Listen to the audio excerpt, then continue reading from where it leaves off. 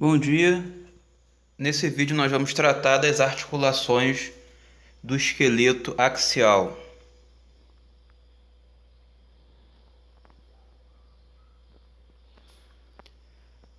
Articulações do crânio.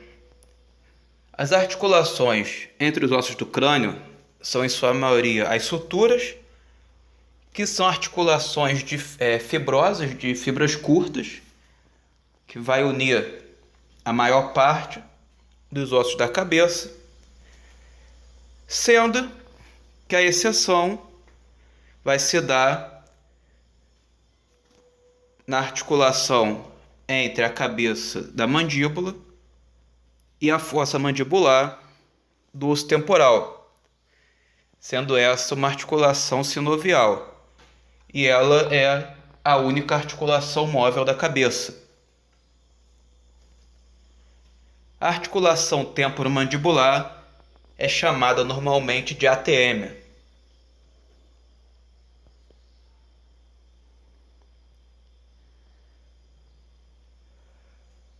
A ATM é uma articulação sinovial do tipo condilar, sendo importante destacar que possui um disco articular no interior da sua cápsula articular.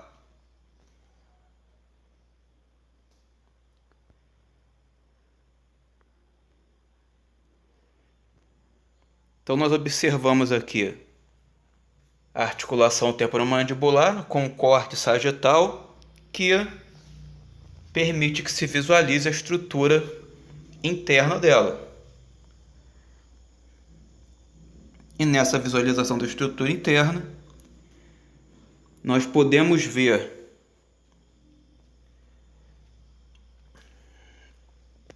a própria articulação temporomandibular como um todo,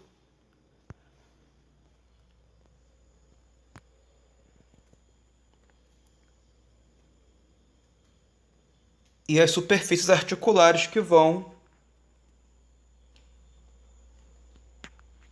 compor essa ligação, a fossa mandibular e a cabeça ou o côndilo da mandíbula.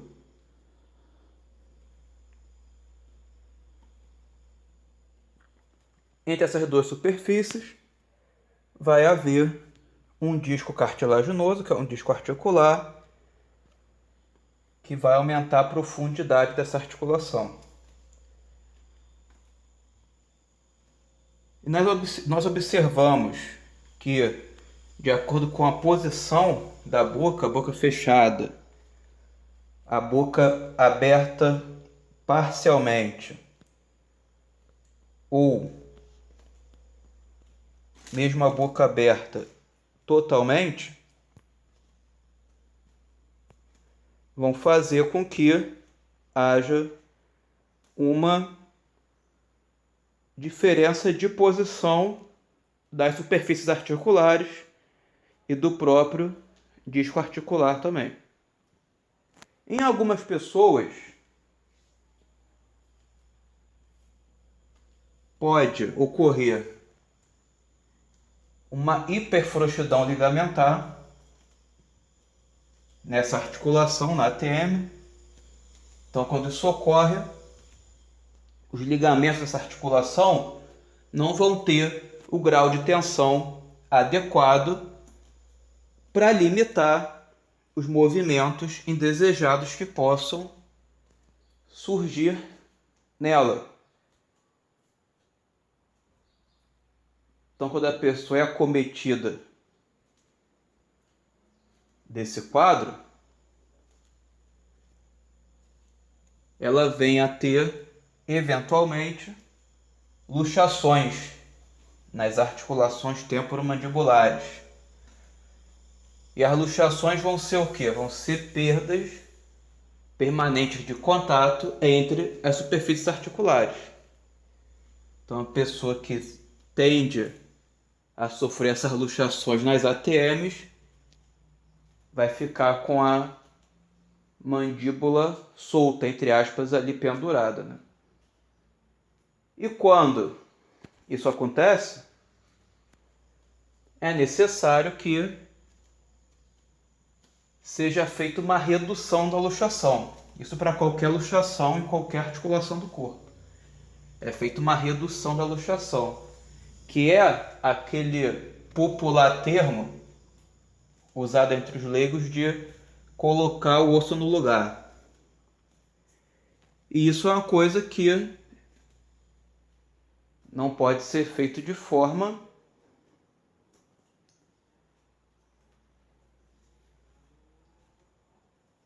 irresponsável.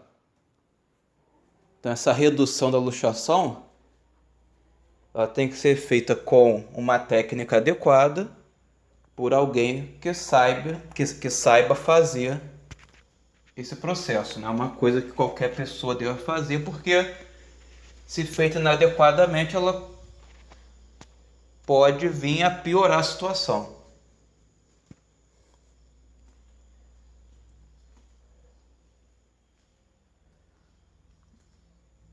Mas geralmente quem sofre dessa hiperfrouxidão ligamentar na ATM,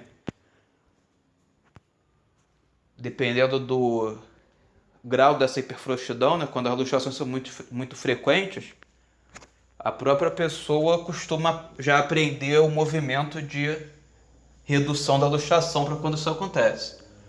E quando isso se dá de forma muito frequente,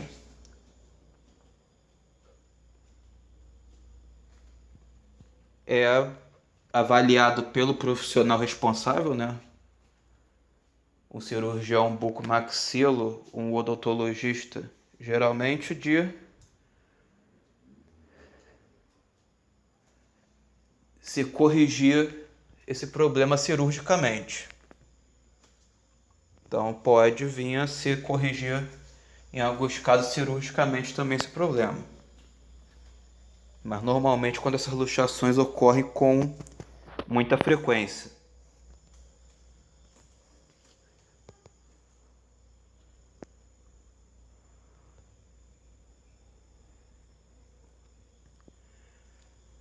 Articulações da coluna vertebral.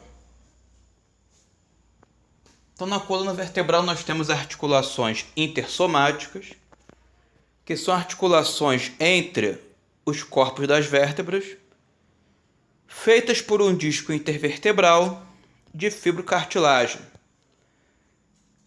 Essas articulações são classificadas como sínfises. Então, sínfises são articulações fibrocartilaginosas, e vai ser o caso das articulações intersomáticas presentes na coluna vertebral.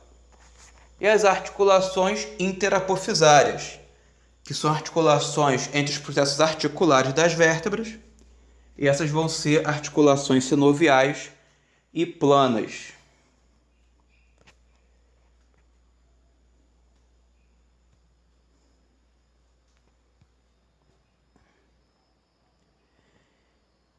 Embora as articulações intersomáticas e interapofisárias permitam movimentos muito limitados, o somatório de todas as articulações ao longo da coluna permite ao conjunto como um todo realizar movimentos com grande amplitude.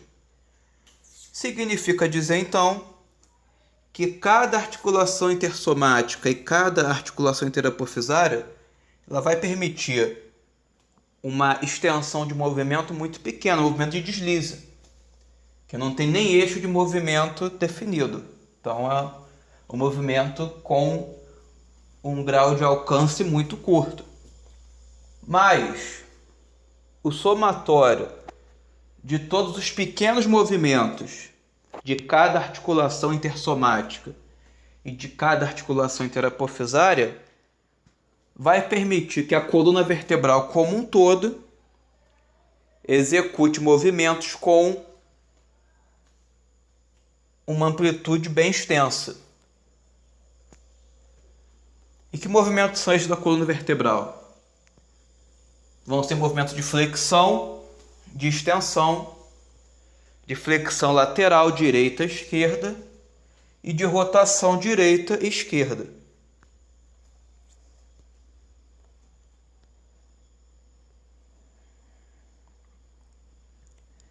Então, nós visualizamos aqui a articulação intersomática e a articulação interapofisária. Nessas duas imagens nós temos uma vista superior do lado esquerdo da articulação intersomática, que é o disco intervertebral, né? Aqui a articulação interapofisária nessa imagem da esquerda não aparece. E na imagem da direita, uma vista lateral, uma vista em perfil, tanto da articulação intersomática como da articulação interapofisária.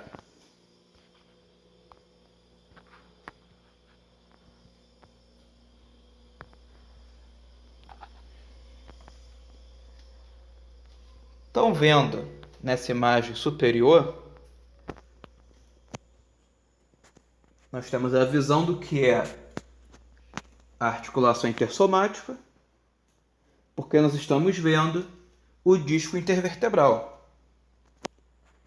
Esse disco intervertebral, que é fibrocartilaginoso, como o nome sugere, ele vai ter um componente fibroso e um componente cartilaginoso.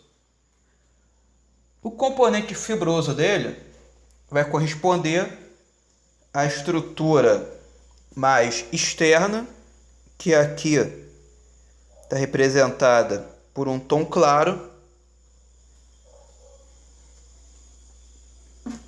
que é chamado de anel fibroso. Então, o anel fibroso ele vai corresponder, que é a área clara que nós estamos vendo do disco, à parte fibrosa do disco intervertebral.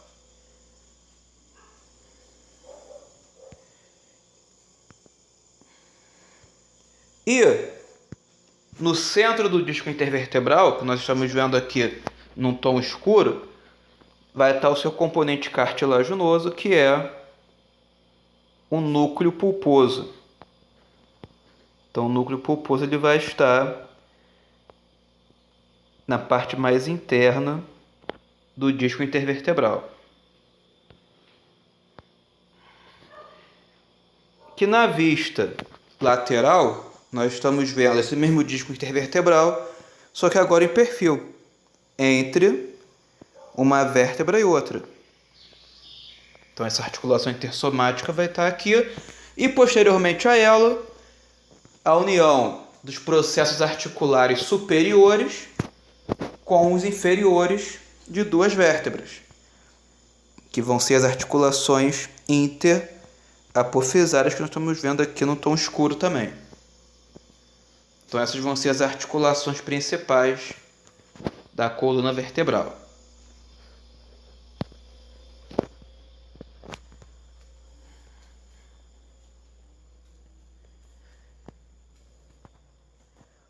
Aqui nós temos outra imagem das articulações intersomáticas e das articulações interapofisárias. Aqui nesse caso, nós vamos fazer um destaque de aspecto clínico da articulação intersomática. Então, primeiro, nós estamos vendo aqui as vértebras e uma delas foi removida. E aí nós estamos vendo o que tem atrás dela, que é a medula espinhal. E o que tem lateralmente, que é a raiz nervosa do nervo espinhal. E nós estamos vendo também o disco intervertebral, né? O núcleo pulposo está no centro, na cor azul clara, e o anel fibroso está num tom lilás na periferia do disco.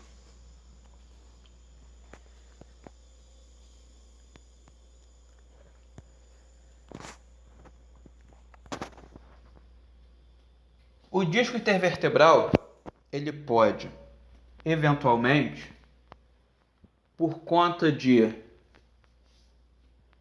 má postura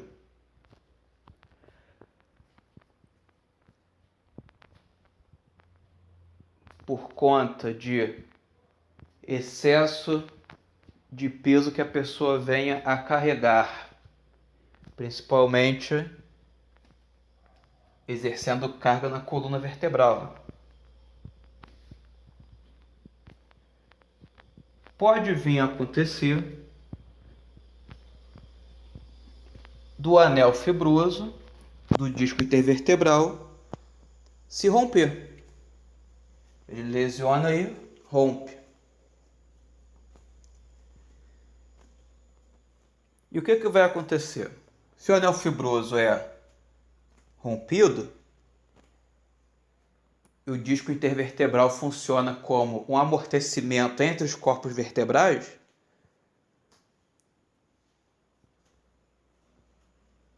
a tendência natural com essa ruptura é que quando o núcleo pulposo que está no interior do disco receba o impacto, ao qual o conjunto do disco intervertebral foi designado para amortecer, com o anel fibroso rompido, que limita o núcleo pulposo no local dele, né, já que ele é maleável, o núcleo pulposo acaba extravasando para o meio externo. Então ele acaba fugindo ali parcialmente do interior do disco intervertebral. E quando isso acontece, vai ter uma tendência natural desse núcleo pulposo que está extravasando comprimir estruturas próximas ao disco intervertebral. E quais vão ser essas estruturas? Pode vir a ser a medula espinhal, se essa ruptura for mais posterior, ele comprime a medula espinhal, mas o mais comum é que ele venha comprimir mesmo o nervo espinhal, a raiz nervosa que está aqui lateralmente a ele. Então ele comprime a raiz nervosa do nervo espinhal. E quando isso acontece, o nervo espinhal sendo comprimido, isso pode causar alguns sintomas no paciente. Então a compressão de um nervo, ela vai causar, e isso não vai se dar no nível exato onde está ocorrendo a compressão, mas sim nas áreas que são servidas por aquele nervo que está comprimido.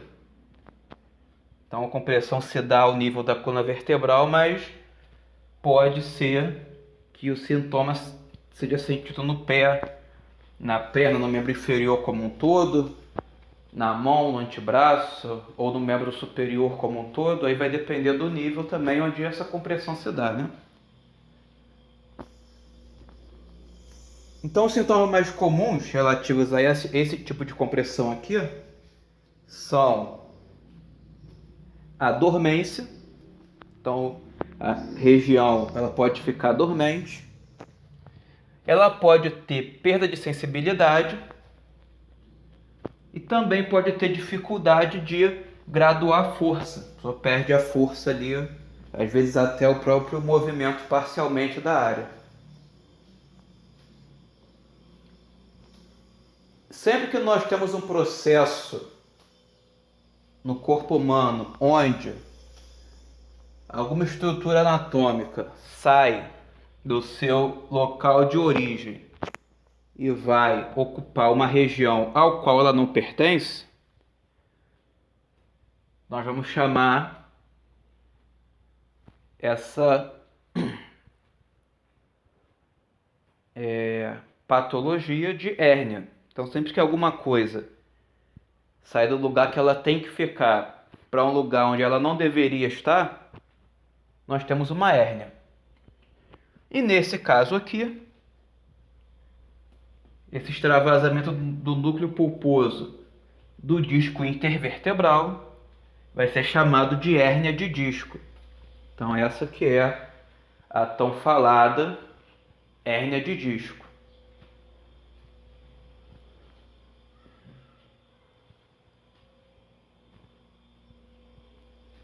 Essa hérnia de disco, ela vai poder ser detectada no radiodiagnóstico de forma não tão primorosa. Na tomografia computadorizada, esse exame pode vir a detectar hérnia de disco, mas o procedimento que é o mais indicado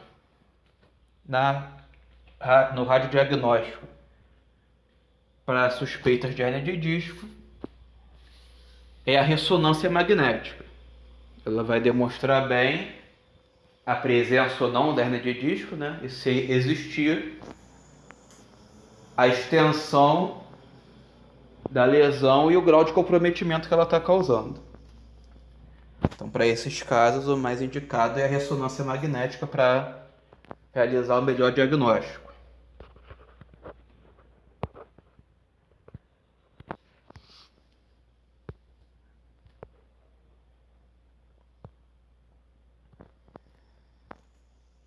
Na coluna vertebral nós temos ainda a articulação atlanto-occipital, que é responsável por unir a cabeça e a coluna vertebral.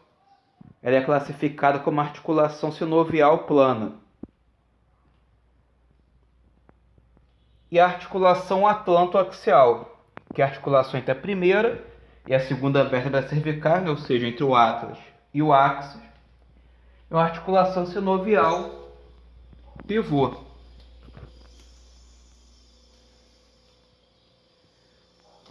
Na coluna vertebral ainda, nós vamos ter a articulação lombo-sacral, que é a articulação entre L5 e o sacro. Ela contém uma sínfise entre o corpo de L5 e a base do sacro, e articulações sinoviais planas entre os processos articulares. E a articulação sacro-coxígena corresponde a um disco fibrocartilaginoso interposto entre o sacro e o cóccix, constituindo também uma sínfise. Então aqui nós temos a imagem da articulação atlanto-axial, à direita numa vista posterior, levemente obliquada dela, né? E à esquerda uma vista superior, vendo de cima. Então por que essa articulação vai se enquadrar como um pivô ou uma articulação trocoide? Porque nós vamos ter o arco anterior do atlas fixado por meio de ligamentos ao dente do áxis. E esse dente do áxis vai funcionar como um eixo onde o atlas vai poder rotacionar. Então, o dente do áxis forma um eixo onde o atlas pode rotacionar como um pivô, não é mesmo? E isso é o que permite que nós tenhamos um grau de rotação bem extenso no conjunto de cabeça e pescoço, né? Porque a possibilidade do atlas rotacionar com bastante amplitude por conta do dente do áxis vai permitir que essa articulação se movimentar, né? Tendo como consequente movimento conjunto da cabeça também, vai permitir um grau de rotação da cabeça bem extenso.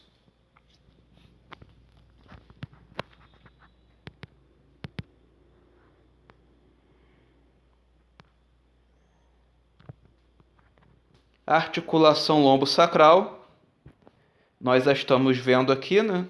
No caso, só a metade direita, em uma vista posterior. Estamos vendo aqui por trás a articulação lombo-sacral.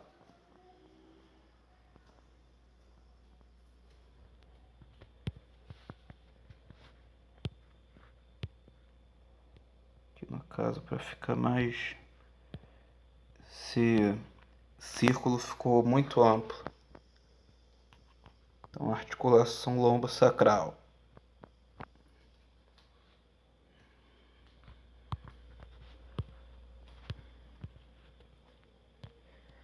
E a articulação sacro-coxígena, ela vai se dar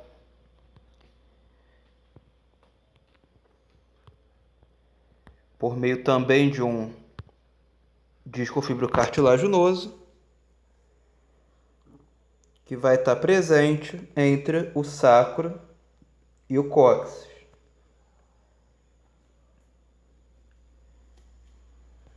Então, nós vamos ter também aqui uma articulação fibrocartilaginosa, uma sínfise, que vai unir o sacro ao cóccix.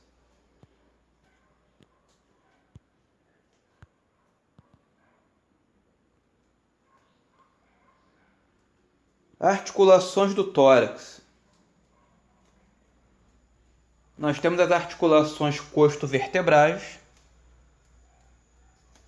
Só a articulação entre as costelas e as vértebras torácicas são sinoviais e planas. Articulações costo-externais são articulações entre as costelas e o externo. São fibrosas, classificadas como sincondroses. Tanto as articulações costo-vertebrais como as costo-externais possuem movimentação limitada. Contudo, o somatório desses pequenos movimentos permite a elevação e depressão das costelas, que são essenciais para a respiração. Então, nós visualizamos aqui, nessa imagem, uma vista lateral das articulações costo-vertebrais e, nessa outra imagem, uma vista superior com corte axial das articulações costo-vertebrais. Nesse caso aqui,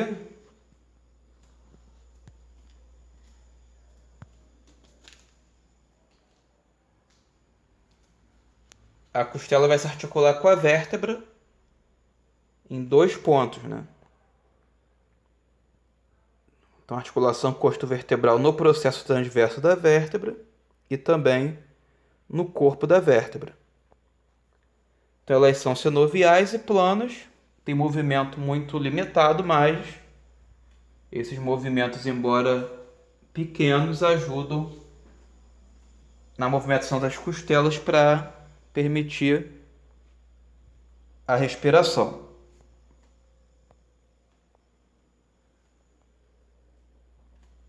E nessa última imagem, nós visualizamos as articulações costo-externais. Então, nós vamos ter as cartilagens, que estão representadas aqui com o tom marrom claro, né?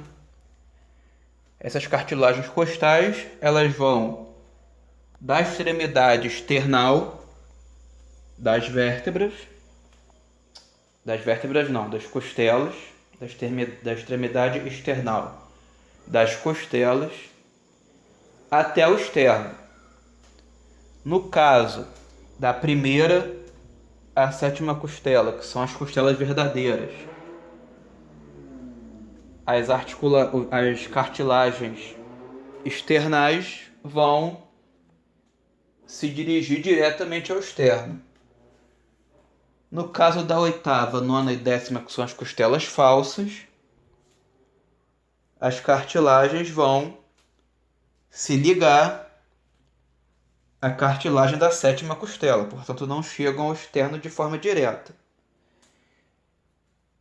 E as costelas de número 11 a 12, que são as costelas flutuantes, vão ter uma pequena cartilagem nas extremidades delas, mas essa cartilagem não vai chegar até o externo. Então essas sincondroses, as articulações costo-externais, elas têm também um grau de movimentação que é muito limitado, mas que quando se une a amplitude também limitada das articulações costo-vertebrais, vai permitir o movimento de elevação e depressão das costelas. Esses movimentos de elevação e depressão são fundamentais para possibilitar a respiração. Porque quando as costelas se elevam, você tem um aumento do volume da caixa torácica, com uma consequente diminuição da pressão interna do tórax, e com essa pressão torácica interna reduzida, o ar do meio externo naturalmente vai entrar pelas vias aéreas e chegar até os pulmões. Esse é o processo de inspiração. Assim como também, quando as costelas se deprimem, quando elas se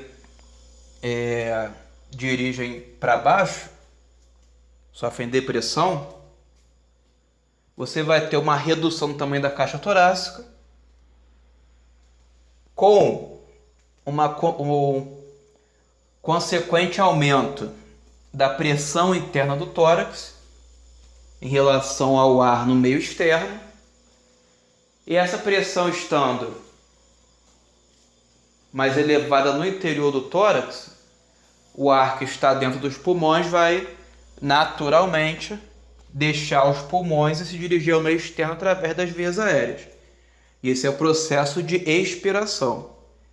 Então a inspiração e a expiração, que são os movimentos respiratórios, elas só são possíveis por conta da elevação e da depressão das costelas.